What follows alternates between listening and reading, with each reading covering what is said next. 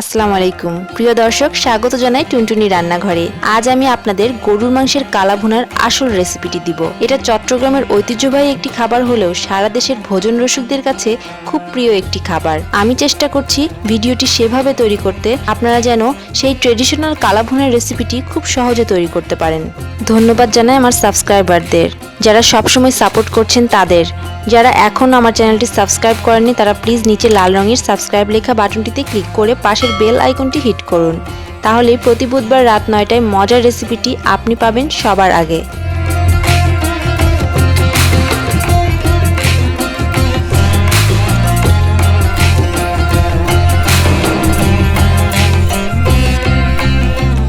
মাংস ম্যারিনেট করার জন্য আমি যে গোটা মশলাগুলো নিচ্ছি: 2টি তেজপাতা, 2টি দারচিনি বড়, 5টি সাদা এলাচ বা সবুজ এলাচ, 2টি বড় এলাচ বা কালো এলাচ, 2টি স্টার অ্যানাইস, অনেকে এটাকে স্টার এলাচি বলেন,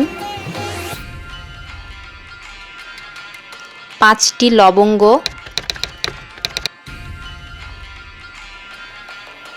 15-16টি কালো গোলমরিচ,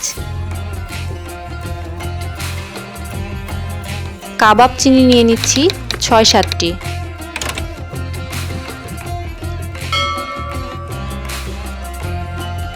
জয়িত্রী খুব সামান্য 2-3 টুকরা নিচ্ছি, বেশি নেওয়া যাবে না এটা।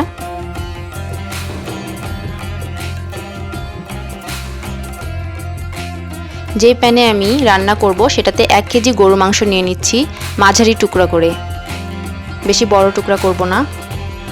পেঁয়াজ বড় করে কাটা হাফ কাপ দিয়ে দিচ্ছি, রসুন বাটা দিচ্ছি 1 টেবিল চামচ, আদা বাটা 1 টেবিল চামচ, লাল মরিচের গুঁড়া 1 চা চামচ, হলুদ গুঁড়া হাফ চা চামচ, পেঁয়াজ বেরেস্তা দিচ্ছি হাফ কাপ। এটার রেসিপিটি ডেসক্রিপশন বক্সে লিংক দেওয়া আছে। সরিষার তেল দিয়ে দিচ্ছি 1/3 কাপ, অবশ্যই সরিষার তেল দিতে হবে। এখানে মাংসটি কিন্তু হাড় চর্বি সহ নিতে হবে। এখন গোটা মশলাগুলো আমি এর ভিতরে দিয়ে দিচ্ছি।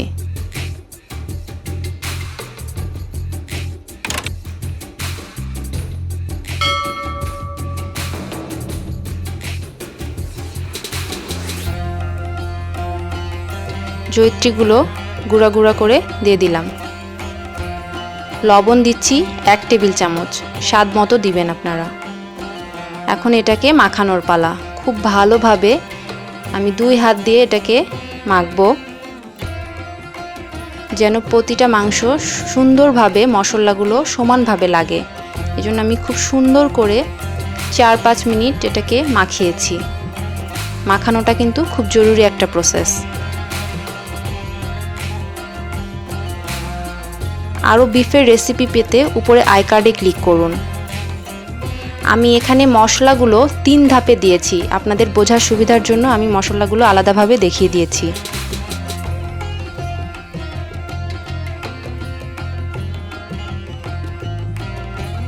আমি চেষ্টা করছি খুব সুন্দরভাবে মাখানোর জন্য, যেন প্রতিটা মাংস সুন্দরভাবে মশলাগুলো পৌঁছে।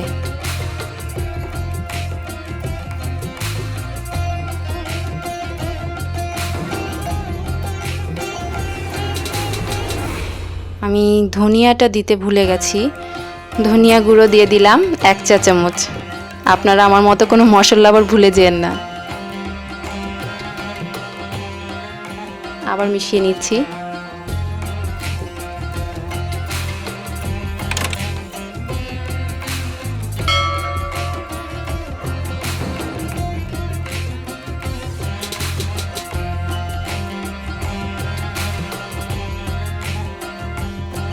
এটাকে ম্যারিনেট করে রেখে দিচ্ছি 15 মিনিট।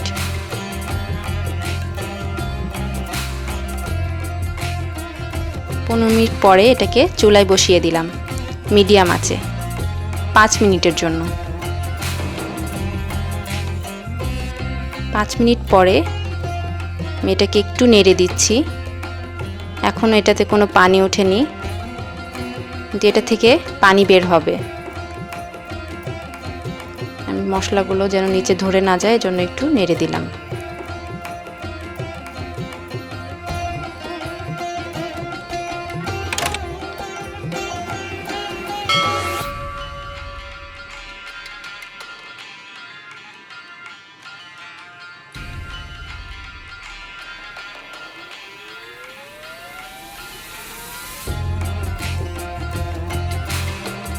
আবার এটাকে 5 মিনিটের জন্য ঢেকে দিচ্ছি। পানি আসতে প্রায় 8 থেকে 10 মিনিট সময় লেগেছে আমার। বেশ খানিকটা পানি চলে এসেছে, আরও পানি উঠবে। এই পানিতেই মাংসটা সিদ্ধ হবে।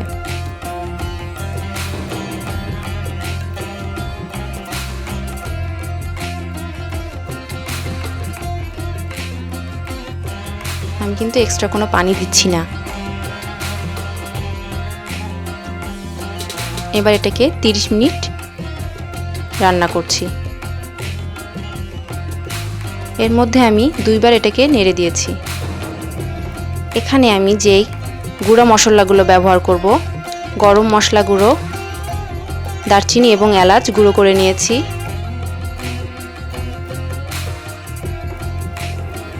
রাঁধুনির গুঁড়া, ছোট ছোট দানার রাঁধুনি,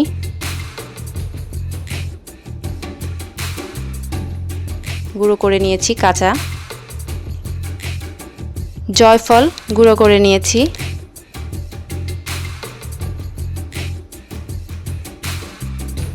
কালো গোলমরিচ গুঁড়া, জিরা ভেজে গুঁড়া করে নিয়েছি। এটা হলো দ্বিতীয় ধাপের মশলা। এখন মাংসটা পানিটা একটু কমে তেল উঠে এসেছে। আধা ঘন্টা পরে আমি এটা দেখছি। এর মধ্যে 2 বার আমি নেড়ে দিয়েছি। মশলা দিয়ে দিচ্ছি। গরম মশলা হাফ চা চামচ, গোলমরিচের গুঁড়া হাফ চা চামচ, জয়ফল 1/3 চা চামচ গুঁড়া, ভাজা জিরা গুঁড়া হাফ চা চামচ এবং রাঁধুনি গুঁড়া হাফ চা চামচ। এখন এগুলোকে খুব ভালো করে আমি মিশিয়ে নিব। 5 মিনিট এটাকে আমি কষিয়েছি এভাবে।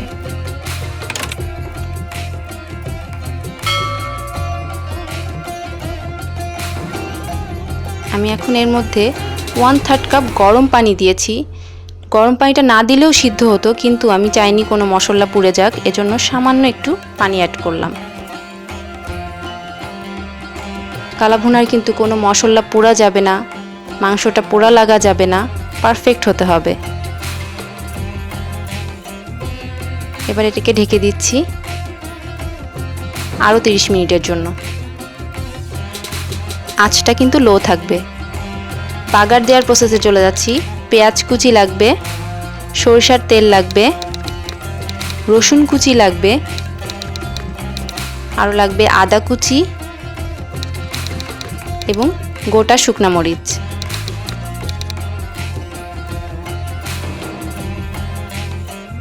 মাংসটা অনেকটা কষে এসেছে।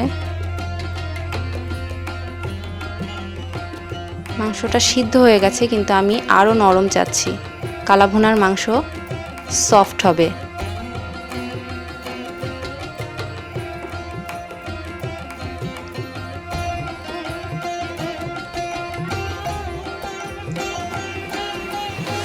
এখন বাগার দেওয়ার জন্য আমি আরেকটা কড়াইতে সরিষার তেল নিচ্ছি হাফ কাপ। অবশ্যই সরিষার তেল ব্যবহার করব।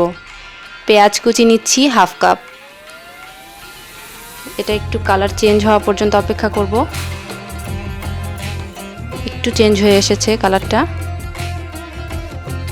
এখন রসুন কুচি দিচ্ছি 1 টেবিল চামচ। এটা একটু ভেজে নিব। তারপরে আদা কুচি দিচ্ছি 1 চা চামচ। এর মধ্যে শুকনো মরিচ দিয়ে দিলাম 6টি। এখন এগুলোকে লাল করে ভেজে নিব। এর মধ্যে একটু গরুর মাংস দিয়ে দিলাম।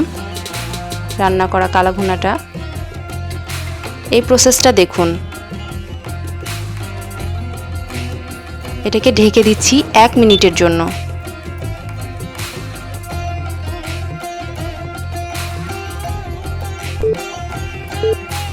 1 মিনিট পরে আমি এটাকে একটু নেড়ে এর ভিতরে পুরো মাংসটা মশলা সহ ভালো করে মুছে দিয়ে দিচ্ছি।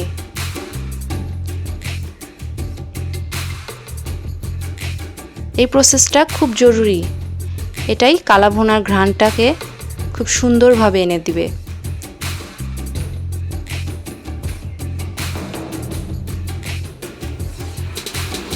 5 মিনিটের জন্য ঢেকে রাখবো, তাহলে এই বাগারের সেন্টগুলো প্রতিটা মাংসে খুব সুন্দরভাবে পৌঁছাবে।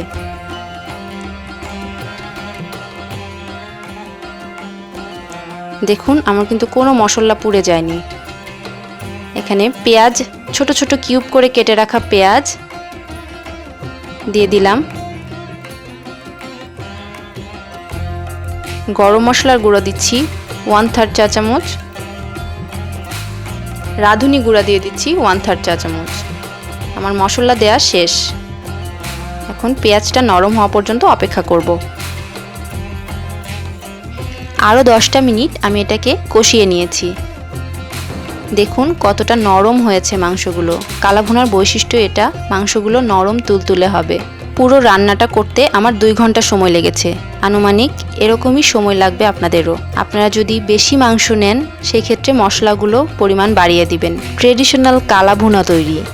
আমি এর আসল প্রসেসটি আপনাদের সাথে শেয়ার করেছি। আশা করছি এভাবে প্রতিটা স্টেপ ফলো করলে আপনারা আসল কালা ভুনার স্বাদ পাবেন। কেমন লাগলো? ভালো লাগলে প্লিজ লাইক, কমেন্ট ও শেয়ার করবেন। আমার সোশ্যাল সাইটগুলো ফলোইং করবেন। আর আগামী বুধবার রাত 9টায় ফিরে আসছি নতুন একটি রেসিপি নিয়ে। সে পর্যন্ত সবাই ভালো থাকবেন।